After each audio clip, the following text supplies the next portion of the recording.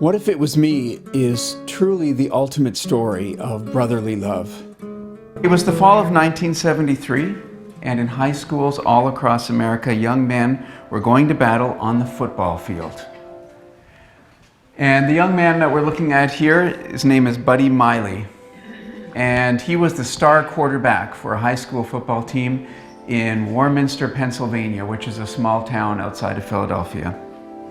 And Buddy was quite a character. He was larger than life. And just his personality and how he played. He liked to have his long hair flowing out of his helmet, and he would wear white shoes on the football field even though nobody else wore white shoes. And he liked to pattern himself after the great quarterback Joe Namath, who was a very flamboyant character. And he was the star of the team, and people had in their mind a future planned out for Buddy, that he was going to be a professional football player and that he was going to be a star. There was something about him that he was just born to be a star, and he was a born athlete. So that's Buddy getting tackled by 3 or 4 players from the other team. Buddy's wearing the dark jersey, and Buddy went down. Unfortunately, that was a very dangerous hit on Buddy, and he went down head first, and he sustained a serious neck injury. The extent of his injury was so serious that he ended up being paralyzed from the neck down. And that injury made headlines in the local newspapers and really the media across the United States. Here was a young star football player whose dreams had been shattered. Buddy's younger brother, Jimmy, who's the blonde guy there standing up there, number 8, he had been drafted to play baseball for the Los Angeles Dodgers. The whole time he was there, Jimmy couldn't get his mind off his brother, Buddy. And he actually left the training camp and went home to take care of his brother. What really impacted me about this story was just the love that this family had for each other and the love that Jimmy and Buddy had for each other. They built a special room for him on the side of the house, and quite a few attempts were made to try to find a way for Buddy to walk again. And the family always held out hope that someday, somehow, Buddy would walk again. But it became very apparent over time, as the years went on, that unfortunately wasn't going to happen. And after exhausting every option available to them at the time that they knew about, Buddy kind of resigned to the fact that this was his fate in life and he wasn't going to walk again. He became a burden to his family in his eyes. He didn't like it how Jimmy had to give up so much to take care of him and how his mom was always having to look after him. And Buddy had the idea that he wanted to end his life. And because he was paralyzed from the neck down, he couldn't really do that on his own. He couldn't feed himself, he couldn't dress himself, he couldn't do a lot of the basic things that you and I take for granted every day. And then when he had thoughts of ending his own life, he couldn't even do that on his own, and he felt even more helpless. And a controversial figure at the time in the news was Dr. Jack Kevorkian. And Buddy knew where he stood in terms of what he wanted to do. And when he heard about Dr. Kevorkian, he saw it as an opportunity to get some help. At the same time, though, he wasn't able to do it on his own. He needed somebody that he could ask to help him to make this happen. He thought about who he could trust, and he talked to his brother Jimmy and told him, he said, "Jimmy, I've heard about Dr. Kevorkian. Why don't we just end this? End the pain, end the suffering. This way it'll be easier for you and Mom." Jimmy didn't want anything to do with it. Right away, Jimmy said no. I mean, obviously he loved his brother, and Jimmy didn't mind caring for him. But over time, Buddy impressed on him the fact that this is what he wanted. Eventually, as much as Jimmy loved his brother, he basically told him that, "I'll do anything for you, whatever you want." Mark Schneider was a close friend of the Maile family, and he lived through this experience with Buddy and Jimmy. He was in their house day in and day out and saw a lot of things firsthand that the news reporters and the cameras never saw. Mark had an overwhelming desire to share Buddy and Jimmy's story with the world. So Mark contacted me and asked me if I would be willing to direct this film and to shoot this film to help to make his dream a reality. The first step was to write a script. And this process took a long time. At this point, it was only Mark and I. This was it. We didn't have any actors. We didn't have any crew people. It was just me and Mark. In the very beginning, it was just Mark and I doing all the planning and the pre-production. We did all the location scouting. We did the casting. But it was a lot of work for the two of us to do, trying to find a location. We looked at a lot of different houses in a few different cities. We also had to find all the different props for Buddy's room because Buddy had a hospital bed that he slept in.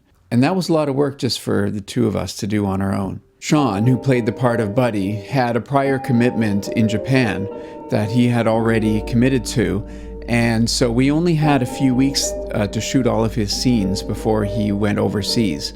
So that made it very difficult with the scheduling, trying to fit everything in, and also dealing with the weather because we knew we only had a few days without snow, and we had to use those days to get all of Buddy's scenes done.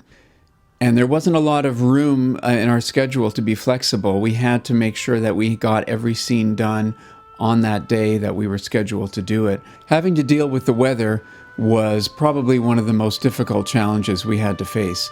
The challenge was we couldn't have any snow in the movie. I was always keeping an eye on the weather, and any day I thought we weren't going to have any snow, I would quickly schedule a few scenes for us to shoot. So we were literally waiting day by day, not knowing when we were going to be able to film any of these scenes. These are pictures from our very first day of filming. And we had a scene where we had a flashback of Buddy and Jimmy when they were little kids. And it was already starting to get cold, and those kids were shivering, but they couldn't wear coats.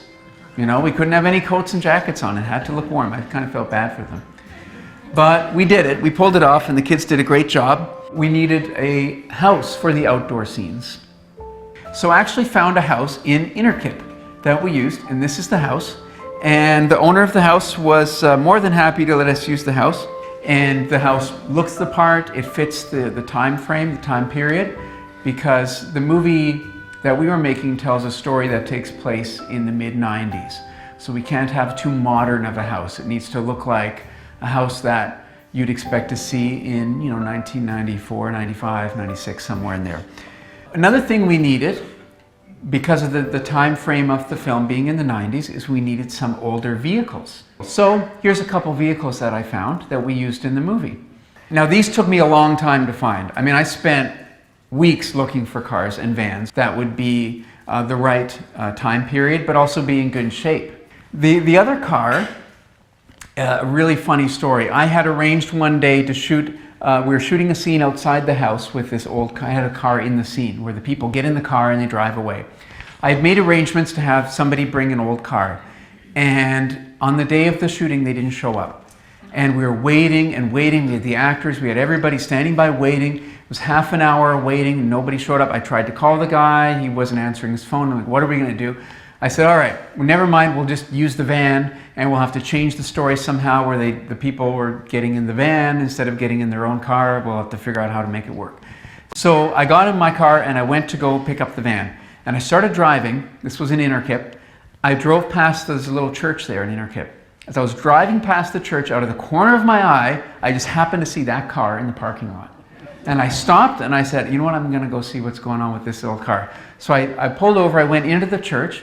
There was a group of people there having a meeting in the church, and I stuck my head in the door and I said, sorry to interrupt your meeting, but we're just making a film down the street, like a block away. We need an old car, and I noticed an older looking car in the parking lot. Does anybody here own that car? And a gentleman stood up and he said, yeah, that's my car. And I said, can we borrow it for like 15 minutes just to shoot this scene really quick? And I mean, he didn't know who I was, I didn't know who he was, anything. He's like, yeah, sure, no problem. This is, yeah, fine. Let's go right now. I said, we can wait till you're done your meeting. He's like, no, that's fine, let's do it right now. We went down there, we brought his car, it worked perfectly, we shot the scene. And the funny thing is, when he arrived on the set, Turns out he was the cousin of the guy who was doing sound for us that day. They knew each other.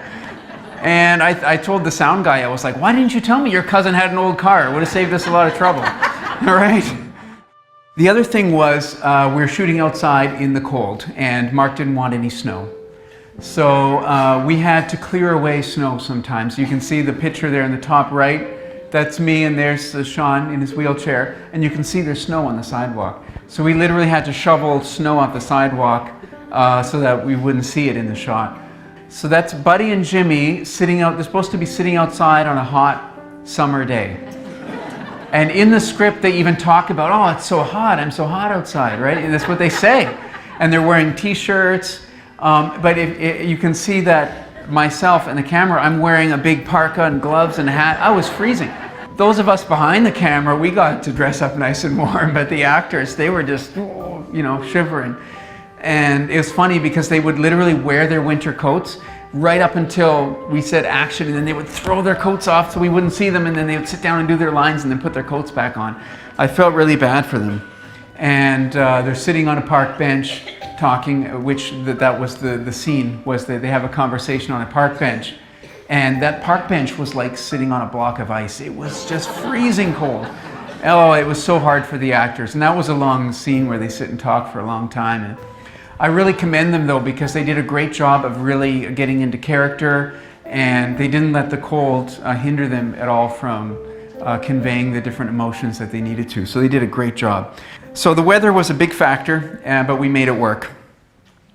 So we were able to finish all the outside shots by like mid to late December. We got it all done, which was great. We made it happen without any snow in the film.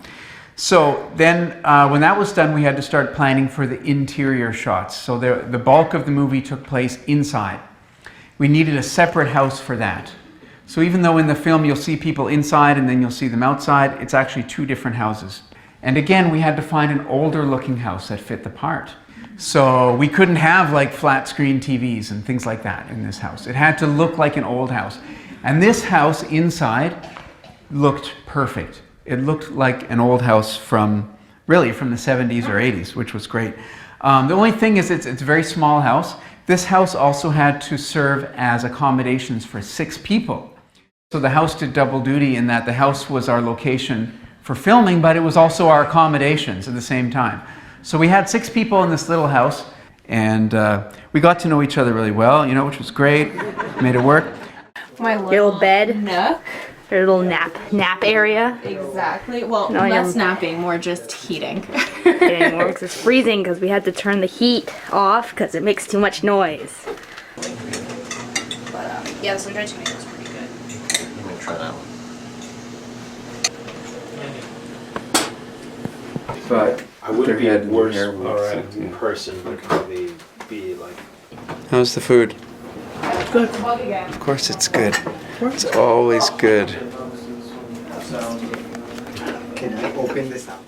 So first thing we had to do was to decorate the inside of the house. So here's some photos of the inside of the house. We had a box of family photos that Jimmy sent us. These were actual pictures of the Maile family, and we put them in some frames, and Katrina hung them up around the house, which was great to have. And also some older items like old lamps and things like that to try to give it that older, dated look. In this room here, we set up as Buddy's room, and because we were using the house as our accommodations, we would have people sleeping in different rooms, but then if we needed to film in that room, they would have to move all their stuff into another room. We'd film in that room, and then we'd put all our stuff back in that room. We were always moving stuff from room to room, and there was just stuff all over the place. It was crazy, but it was fun. It was a fun experience, for sure. Absolutely. You guys broke up, now you're eating lunch together. Yay! That was a quick breakup. I know, right? First scene, they're like, Yeah. this is Sean, this is Jacqueline, now make out. Yeah. Then the second time I see him, I'm breaking up with him. Mm-hmm. It's like it's an autobiography of my life. Such a roller coaster, right? Now we're about to have some stress in the next scene. Now we're stress eating, Right. emotional eating. Together. One day, it was one of our crew members' birthday. She was doing, her job was to do people's makeup. And it was her birthday one day, and we were really busy that day. We didn't really have time to do anything special for her. But the next day, we had a bit of extra time when we were done.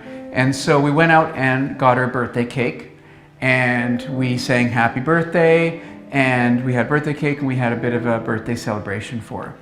And when it was all done, everybody left, and I sat down on the couch, and I pulled out my phone to check my messages, and I had a message from Mark, and he said, "Matt, just to let you know, today is Buddy's birthday."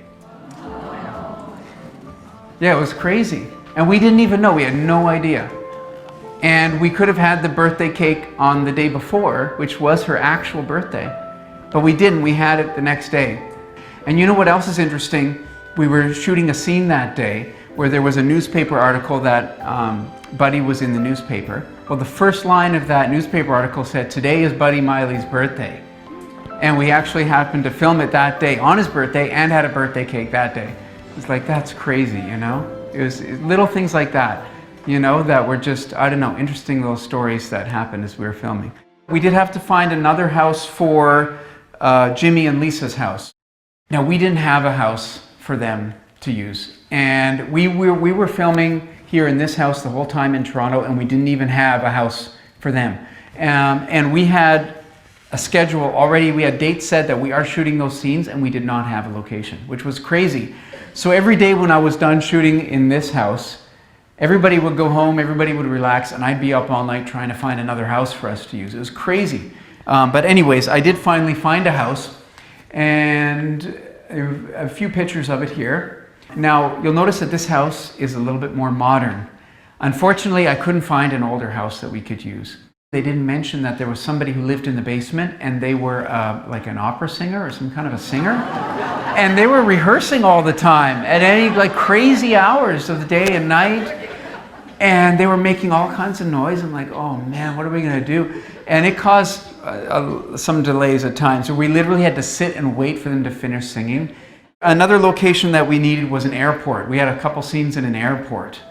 And I mean, an airport, that's almost impossible to film in an airport because, you know, with all the security concerns and so forth.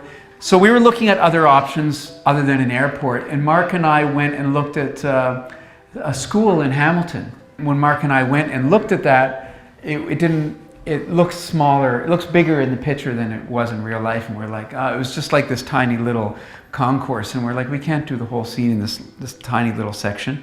So I was at a total loss what to do. I have a cousin who is a pilot.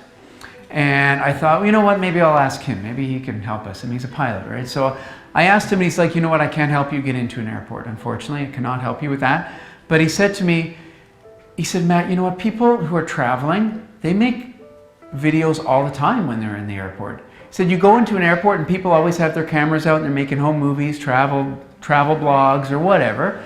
He said, why don't you just go there and just do it and don't even ask permission, right? And nobody will think, they'll think you're just traveling, right? Just bring suitcases and just go and get your camera out and here we are. And people will just think you're making a travel blog or something like that. And I'm like, you know what, that's a great idea, let's just do that. So that's what we did. And we had a minimal crew of people. I said, I don't want to bring lots of people, I don't want to attract attention. And it actually worked really well. And these are some shots that we got in the airport. And they look great, you know, like this one here. I mean, that looks amazing. And nobody said anything. It was awesome. And there were like security people, whatever. They would walk. They didn't really care. I mean, we did it early on a Sunday morning, which I think was helped as well. We also had a scene in a hotel. And again, same kind of thing. We tried to find some hotels in Toronto and they wanted us to book the entire floor of the hotel. And again, they had all these like rules about we had to have all this insurance and all this stuff, which we didn't have. So I happened to have a connection in Ingersoll with the Comfort Inn. And I called them up and they were like, yeah, no problem. It's fine. Come do whatever you want. And it's like 2 hours away from Toronto, but we made it work. And I told Mark, I said, good news is I got a hotel, bad news is it's 2 hours away.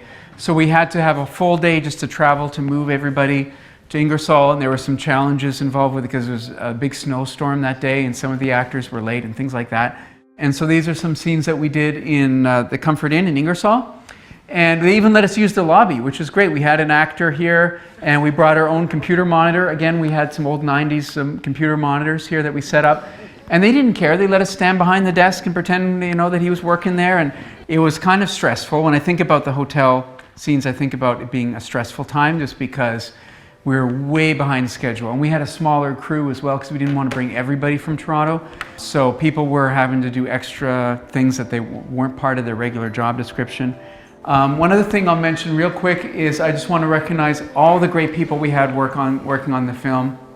This is just a picture of all the different crew people that we had working on the film. Like I said, it wasn't a huge crew, but everybody did a great job. And also what I like about this group is a very diverse group.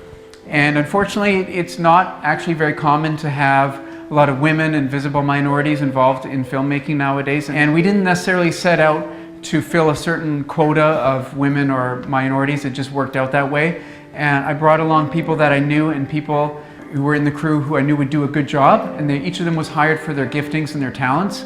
Everybody has creative things that they can bring to the table. So very thankful for our crew.